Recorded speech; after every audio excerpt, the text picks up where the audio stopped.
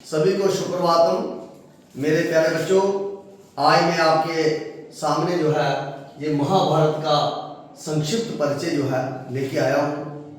और आपको पहले मैंने रामायण का जो है वो महत्व बतलाया। रामायण जो है हमारे संस्कृत जगत का पहला महाकाव्य है और उसके 24,000 श्लोक हैं।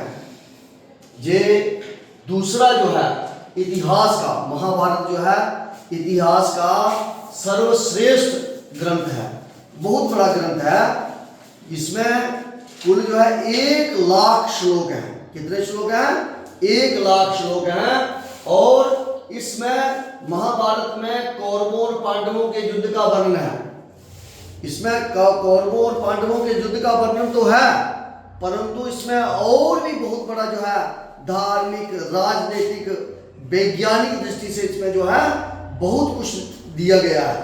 और महाभारत को हम जो है पंचम वेद भी कहते हैं। इसको चार हमारे वेद हैं, ऋग्वेद, यजुर्वेद, सामवेद और अथर्ववेद। और जो है हमारे ऋषि मुनियों ने महाभारत को पंचम वेद भी कहा है। जो वो आदि काव्य है, रामायण आदि काव्य है, जो इतिहास परक ग्रंथ है।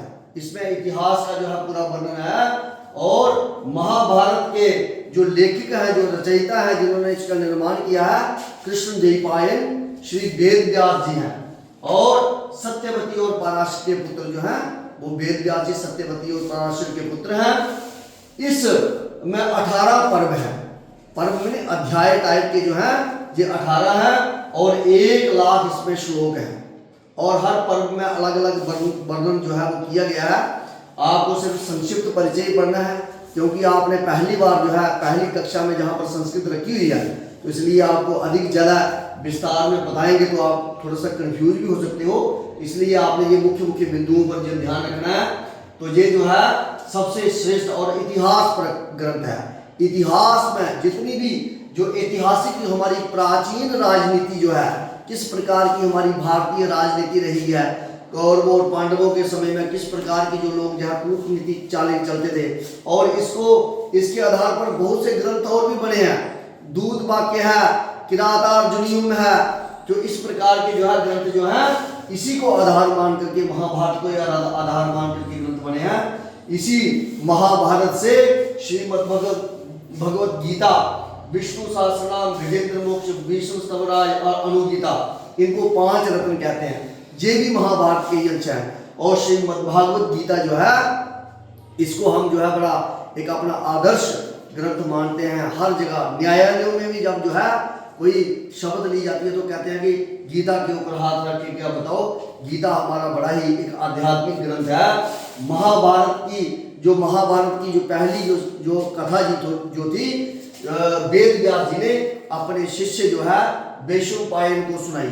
पहले क्या होता था, हमारे वेदों को, हमारे जो है ग्रंथ जो उनको श्रुतियां भी कहते हैं, क्योंकि जो गुरु जो थे अपने शिष्यों को सुना करके वो शिष्य जो है वो याद करके रहते। इस प्रकार से हमारी जो परंपराएं जो है जो चली हैं। एक किसी शायर ने कहा है, जुनान मिस्र रोमा सब मिट गए जहाँ से, कुछ बात है कि अस्थि मिटती नहीं हमारी। तो इसलिए बहुत सा हमारे पास जो इतिहास जो है, हमारे कितने ग्रंथ तो जो जलाए दिए हैं विदेशियों ने, आक्रमणकारियों ने हमारी संस्कृति को नाश करने के लिए। हमारी संस्कृति जो है बची है तो श्रुतियों की वजह से।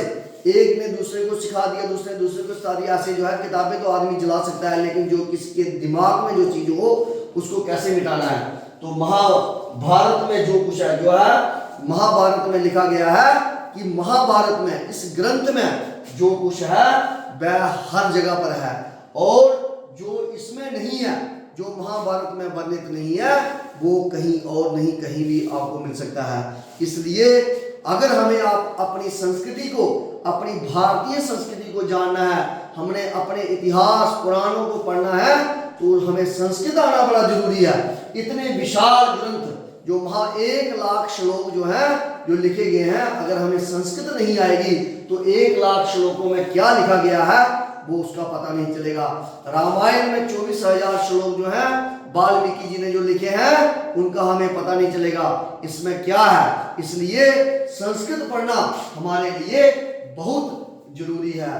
तो पठतु संस्कृतम वदतु संस्कृतम। जय श्री राम, वंदे मातरम।